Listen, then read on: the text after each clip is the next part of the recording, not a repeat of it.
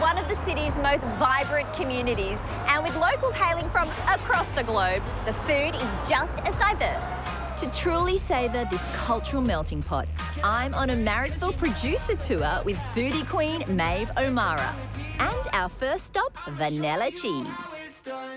So, Anthony, Vannella is the real deal when it comes to Italian soft cheese. Yeah, absolutely. We're really proud to bring the burrata, that beautiful creamy product, to Australia many years ago, and we're still making it the traditional way, the way they've been making it for over 500 years. And family business, so Vito brought the skills from Puglia. That's right, originally from the south of Italy, in Puglia, and bringing that beautiful skill and that experience over to Australia, and now we're making lots of many different cheeses under his mentorship.